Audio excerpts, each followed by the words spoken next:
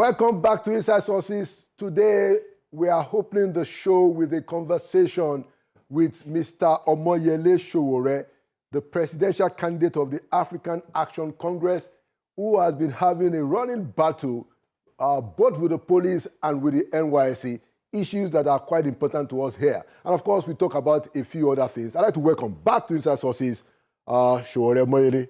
Good to have you here again, my brother. Thank you for having me back. All right, so let's just start with this police stuff that has been going on in the last 2 weeks. You know, they kept you there for 48 hours. They said you didn't make the statement. You know, you had this incident with the hand injury, Yes. and all of that. Can you just tell us what has been happening? You know, just to open it up. I think everybody knew that since January, I've been having, actually it will be since last year, I've been having an issue with the Inspector General of Police extending the extension of his tenure beyond September when he was supposed to have retired. That I took serious exception to that he ought to have retired. Okay. And the argument was that there's a law that says the president can extend the tenure of someone who is the IG of police for 4 years. But what they could not defend is that that person must still be in the police force.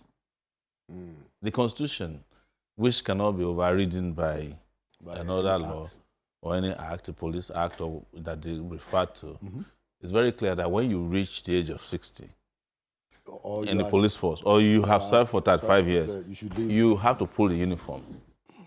You have to stop using the uniform.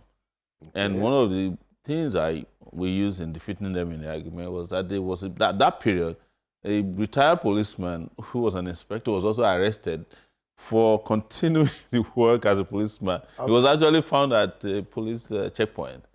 He was also retired. After he had finished his years. So, unlike the other paramilitary agencies, military agencies, or like the police, Army, Navy, Air Force, cannot have civilian as their lead. You have to be an active member of the force. So that was where the issue started. And then in January, when I was about to travel back to the US, I was traveling to an interview, and I saw some policemen carrying out extortion. So I put on my camera, my eyeglasses, and I captured them. Yes. So, and I uploaded it. So to them, it was like, yes, we have found a way to get Sowore. So they added that, and they wrote a petition that I said the IG was illegal, and also that I illegally or I interfered with legal work of police officers at the checkpoints in Lagos. So I was arrested in January. I ran before a judge, and they seized my passport. So I couldn't travel back since then. Oh, wow. Yes.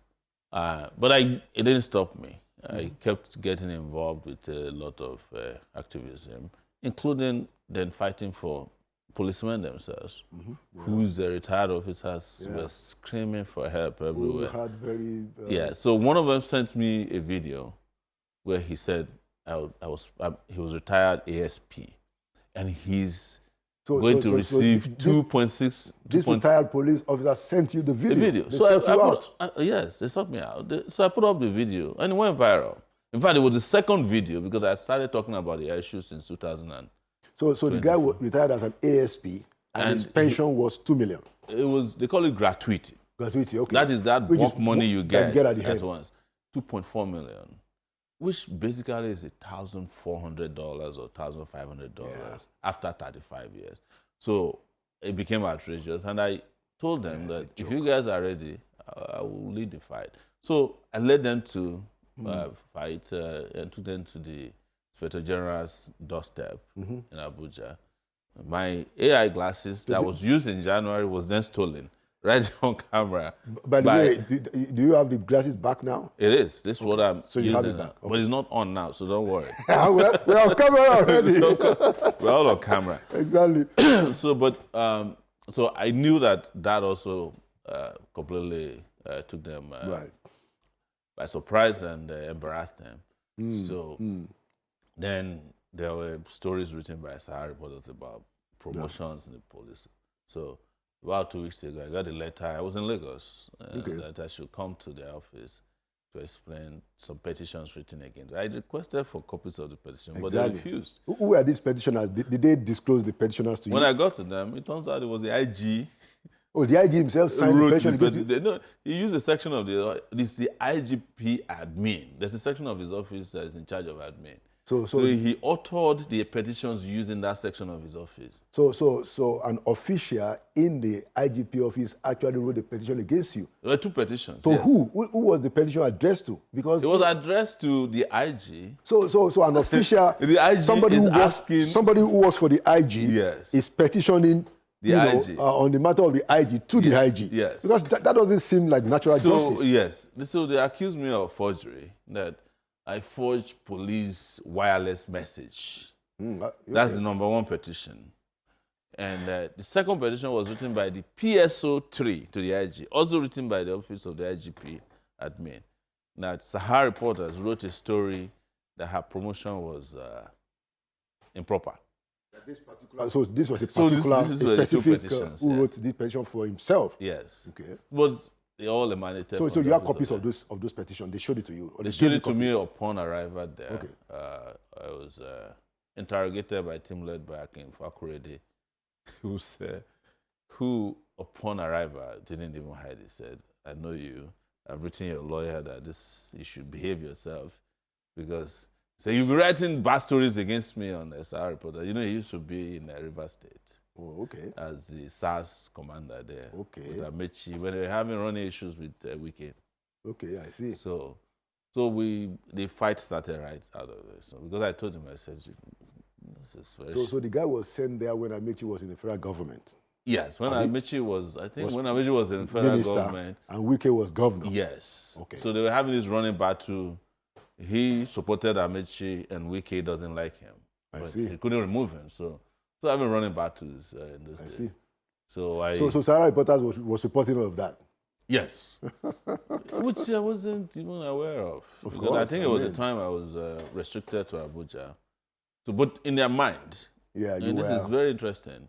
In their mind, I think some of them actually feel that anything that is on the internet, I put it there. Yeah. Whether I came from Sahara Reporters or a blog, I'm somehow responsible for it. I don't think you even have time to supervise Sahara Reporters' work. I sometimes don't even read Sahara Reporters. I find their stories somewhere else, the same way I read. Yeah. But I won't deny that occasionally I do log on there. But all of us get our news through news feeds, third parties, Facebook, and all these aggregation services. So that was how he then said, write a statement. So I said, I have not written a statement since 1992. He said, why? I said, it's because these are politically motivated cases. The trial doesn't reach a point where we need to read the statements. That's one. Secondly, I'm at liberty to write or not write a statement. But he had a camera running on the side. I said, take whatever I'm saying from the camera, transcribe it and take it to court. He said, I have to detain you. But I knew that was their plan. I had some little intelligence that regardless of what, that was the plan. So I had already carried a bag. Your package. So I said, well, that's fine. And that was how I was detained. Interesting. And then the next morning, they came at 6 a.m. and said that we were going to court. I said, I need to talk to my lawyers because I don't, and I need to see the charges. And then they entered the cell and injured my hands. So there was actually a scuffle? Yes. Were they trying to, what was happening? Did they think you didn't want to go get up or what? They said that I should just follow them. I said, I don't just follow people. As a detained person, if you say we are going to court, which is what you have presented, I have a duty to contact my lawyer. Let me have, that time I don't have a phone. And secondly, you have to serve me the charges. Between here and the court, we'll get, and at any rate, why are you here at 6 a.m.? Every court around here opens at 9 a.m. You can come at 8. So I knew there was something sinister about it. Wow. And I resisted them, not physically, but they said, oh, carry him. And so that was when. So that was how my arm was injured. And 2 of them, who probably knew they were, because they were about 8, then asked the others, you know, policemen always divide themselves into two, good and bad cops, you know, and said, oh, please leave me, Mr. Sowore. Then they discovered my hand was injured. They helped me wear my top because I had just been woken from sleep in a cell that had no light, and I think that's why they came at 6 a.m. Were you with people in the cell or? There was one guy. It was a dark cell. I couldn't see his face. He was crying all night. The POS operator they brought in from Edo State. They had arrested his wife and child for 4 days detained in an attempt to get him. So when they eventually got him, they just threw him into detention. And he was just crying. Brought from Edo? Edo State, over POS transactions. Okay. Well, you know, this point of service. Yeah, of course, I know. So he said he helped somebody to transfer money and that was proceeds of fraud. But he had already told them who the persons were. And then, you know, it would be a good question to ask the police, you know, so why bring the guy from Edo? What's national about that? There's a jurisdiction, the matter is, but that's how they operate. A good thing, you know, you yourself and myself have always advocated for police reforms, including police welfare, because it's important. I mean, both of us lived in the United States. You knew that there were two public servants that lived where the teachers and the cops. The police, yes. No, I actually told them, even though I didn't write a statement, I explained to them that when we were in the university, and I'm sure you participated in this, that one of our demands was always police welfare. Yeah. NSAS had a component that was devoted to police welfare. True. Very true. So I've always fought for police well-being. Yeah. You know, it is you policemen that fight against your own well-being by defending the people who make sure you don't get anything. Because look at it. A senator takes home 30 million naira. Yeah. A month. I talked about that, you know, earlier. Yes. You know, the running cost, they say, oh, it's on the salary, it's running expenses. Exactly. It doesn't matter. It doesn't matter. But a DPO, doesn't get 100,000 to run the place. The entire state police command gets 4 million naira per quarter. They don't even pay it. The entire state? State, yes. There are DPOs that have up to 500 policemen in their commands. And their monthly is like 10,000, I think 40,000 naira to maintain their office. So you have actually set them out there to extort. Yeah. And you were talking about New York. When I was at Columbia University, we studied about how the police in New York was reformed. Because there was a time the NYPD was also a rogue organization. True. But the reform was about remuneration, about planning, and about organization that was strategic. You don't pay them. Forget about even the salary. The way you pay them is to look at, by the time you give them all the allowances over time, the transfer, hazard, healthcare, life insurance, they will get to at least ₦1 million per month. That's my proposal, which I'm ashamed to say in public, that they should at least have, an average policeman should have nothing less than 500,000 naira as their take-home pay per month. And the same thing applies to teachers. Yeah. Because without teachers, we can't even train policemen. All of us are not going anywhere. So, but they don't think in that direction. And these policemen have never been fought for before.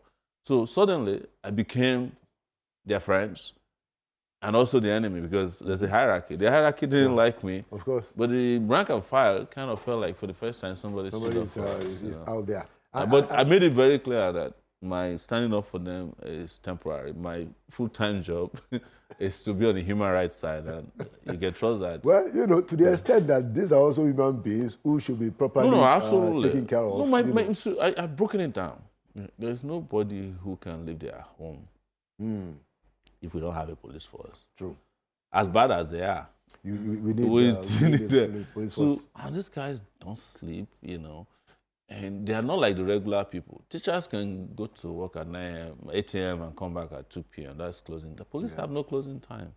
They can leave their house now. And then something happens. Something happens. They are in Zamfara. And they may never make it back. Anyway, so you've not been charged to court. I was charged eventually. They did charge me for forgery. And what was it? Cybercrime. But when they were trying to charge me, I educated them because I said, just to make it easy for you, there are two charges. One applies to Sahara reporters, one applies to Sowore. So since Sahara reporters is a legal entity, and it's based in the U.S., they didn't know. So let's segue to some of the few stuff in the country. I'm sure that you are also, you know very well of Dr. Ngozi Okonjo-Iweala's visit to the president. I was delighted that the president at least waited to meet with her before he traveled. And I like the fact that, Dr. Okonjo-Iweala said that, look, social safety nets are important, something that I haven't seen a lot of coordination in this administration. What's your take generally about, what she said and how it's been made out? I think it was an outing that went bust because I don't know who recruited who, but I think she was making it look like things are working in the country, the economy is stable. But you cannot claim that an economy that was coming from 400 naira to $1, there's now 15,000 naira in 2 years. I mean, 1,500 is stable. You can't say that the economy where, you have almost the highest inflation in years is stable, except they have redefined the meaning of stability. Economic stability. And yes. And I'm not a fan of Okonjo-Iweala. I was opposed to her when they were doing the same thing during Obasanjo. That time the retort was, "Oh, if we pay back our debt, we will exit this debt cycle," which we did, and then we'll be back. But now worse off. And our position then was that we didn't need to pay back those debt. We could have taken the route that Argentina took and other nations. Invest that money, $8 billion at that time, could have given us a high-speed railway from Lagos to Maiduguri. Some real serious infrastructure that would have been yielding investments, But they wanted to do it because that's what they exist for. They are lackeys of the World Bank and the IMF. And she's their number one as far as Nigeria is concerned. It's just like when you owe a bank too much and they appoint for you a commissioner of finance, you know what that means. Right. So, so that's who she is. So I don't, like I said. So you think that she was trying to get... She was trying to help them because, she came at a time the UK, the World Bank and all of them were already saying that, the Nigerian economy, same thing. They're all saying the same. She was here to just put an icing on the cake. But I don't think she met a good reception from that outing. Certainly, because the people who are the receiving end of this terrible economic situation in the country didn't take lightly to it. And unlike before, there are more ways to amplify these voices of the people who are suffering.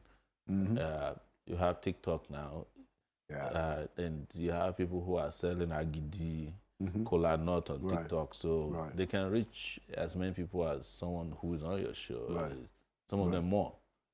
So she couldn't have gotten away with it. If it was maybe 2003, she would have gotten away with it. It's 2025. These days now, it's a different with the what we call the democratization of communication. Of communication, yes. It's difficult to hide under anything. Yes. Okay, conclusively, let's talk about the by-elections and the outcome of it. And quite a few people have said that, hey, look, we do need a strong opposition. ADC came out, and seemed to be filling that vacuum. But now, with the result of the by-elections, what's your comment? When you compare. I wish that you could play back some of my comments on your show about when ADC came on board. I remember when I said it on your show that it was going to go the way it came.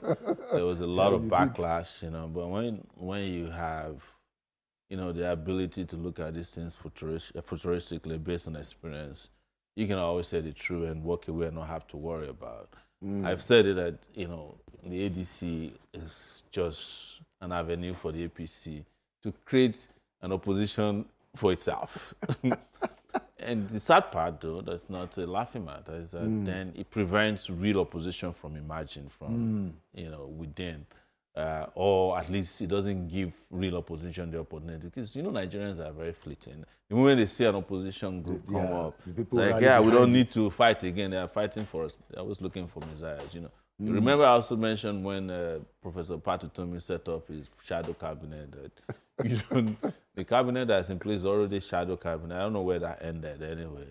And, when APC came on board, they blackmail politically. And it was like, oh, if you don't join, you are working for the APC. For the APC. Now, the people have joined, and it seems that they are the ones working for the APC because the by-elections have proven that they did not have an impact on the APC's strategy of selection during election cycles.